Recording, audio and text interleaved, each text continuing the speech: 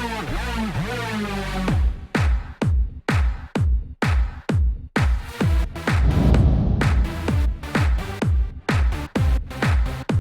out to everybody out there on White Street. You already know what it is. Salute everybody.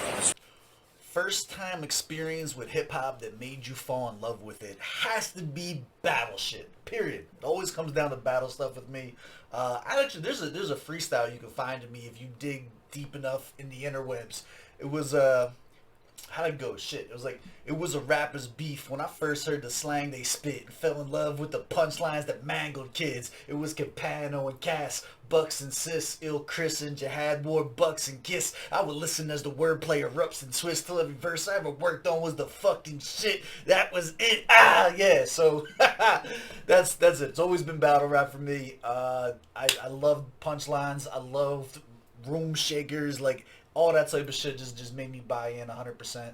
I never cared too much about the music side of it until I got older, but as like a young teen, it was 100% the battle shit. Eventually it became the relationship, sad dark room music type vibes in like my early 20s, but always started out with battle shit.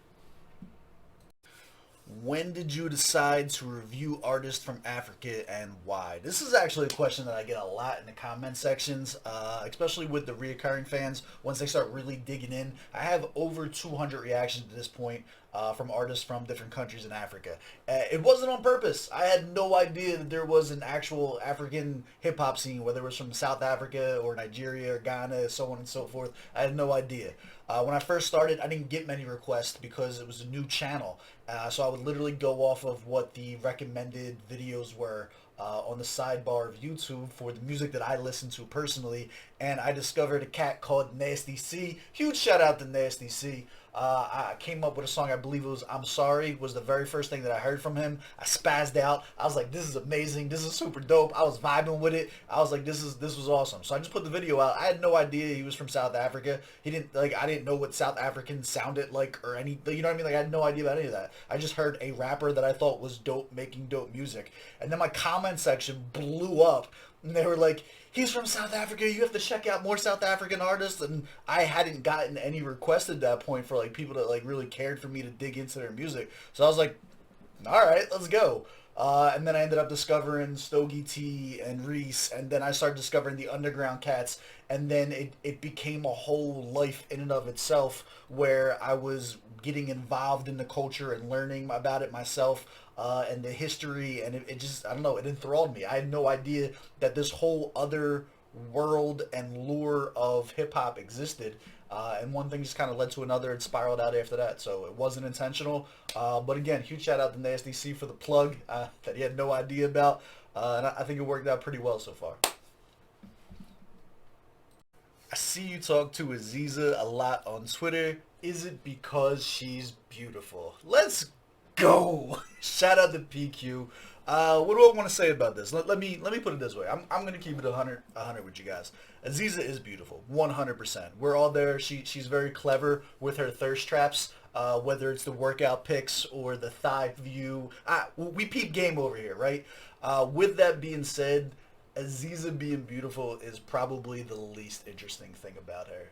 PQ is someone that I've actually come really close with from a business perspective. She is extremely intelligent. She makes me and Stogie look really, really good with her attention to detail, her analysis. She's an actual hip-hop head.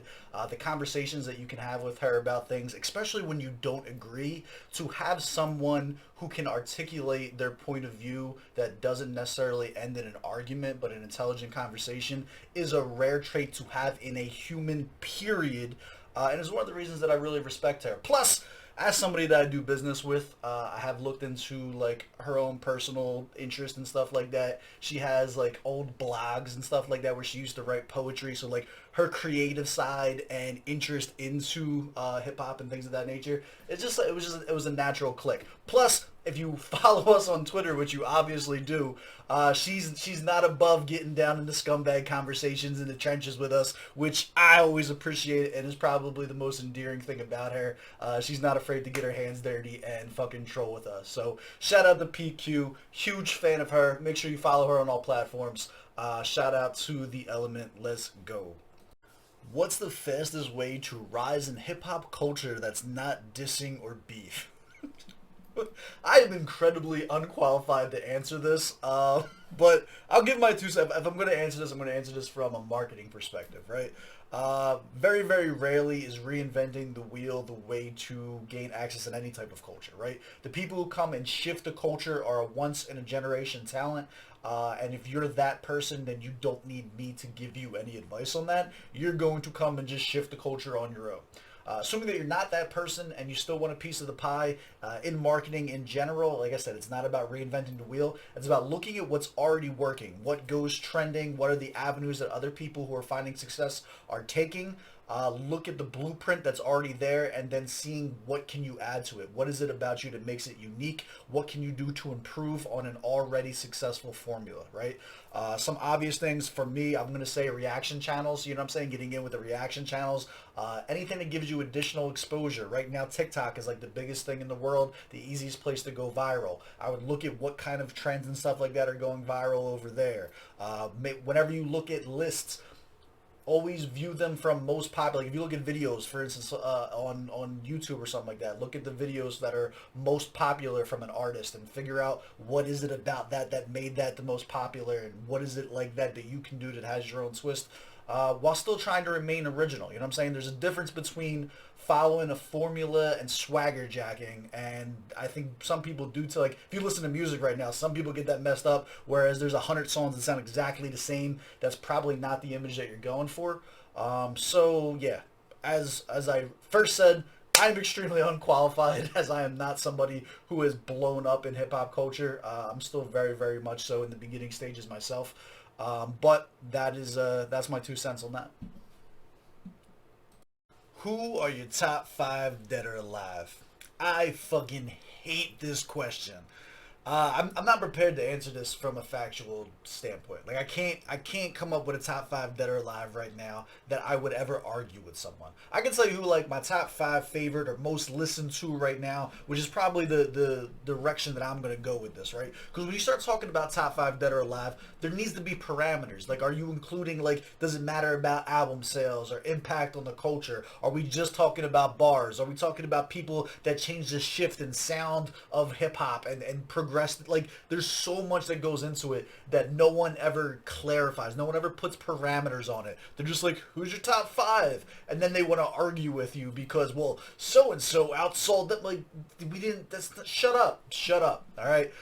Here's what I will say. Top 5 dead or alive. Number 1 for me, solidified, probably will never change, is Joe Budden. I consider Joe Budden to be the number 1 lyricist in the world when it comes to life shit, world shit, girl shit, all of that stuff. Why? He got me personally through some very, very dark times in my life. I consider his music to be a major contributor to one of the reasons that I never practice self-harm. And there's hopefully I'm never in a dark place in my life again to where another artist can ever have an impact on me the way that his music has. So number 1 for me, solidified, Joe Budden. Argue with your mother. I'm not trying to hear it. Number 2 is Jadakiss, right off the bat, because number 1 is Jadakiss. Like, what do I really have to explain this one? It's about the bar style, the delivery, having been blackballed in the industry and still coming, keeping true to the street shit. Like it's everything that he's given to the culture that he represents. The voice, the style, the fucking laugh, like everything about him is iconic. Still hasn't had one whack verse since the 90s. Come on. Like, I can't have a top 5 without Jada. I just can't. I can't do it. Number 3 is Stogie T. Stogie might be the most complete, well-rounded artist that I've ever seen. I know there's going to be a lot of people that consider this biased because of any type of personal affiliations that I have with him, but the ranking of this came first and an argument pursued with him afterwards about this. If you look at Journey Through Paris, Stogie T, look up to me, Journey Through Paris with Chinese Man. Who's ever done anything like that? Like, that is the single most mind-blowing craft thing put together that I've ever seen. And then you look at other things too, like the urban sessions, other stuff that he did with Toomey and the Volume, being able to transition between going through an entire identity change and still remaining relevant.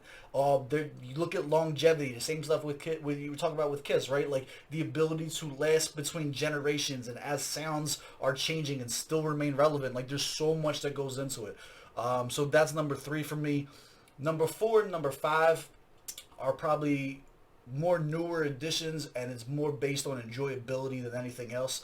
And that's gonna be Montana 300 and Lou the Human, aka Lou from Paradise. Recently went through a name change. Their music is just shit that makes me geek out. Super versatile. The bars are there. The vibes are there. The difference between like Humaniac and Painkiller Paradise, plus all the stuff that we're getting. Like he killed the peaches and cream beat and was harder than most shit that most rappers say over like hard beats. Like shit like that just sticks with me. Montana 300 is extremely, extremely versatile.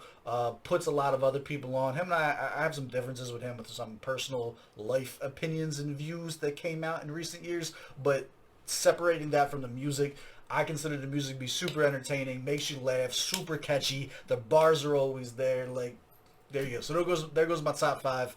I'm going Joe Budden, Jadakiss, Stogie T, Montana 300, Lou from Paradise. Subject to change at the drop of a hat whenever I want to. All right? Salute.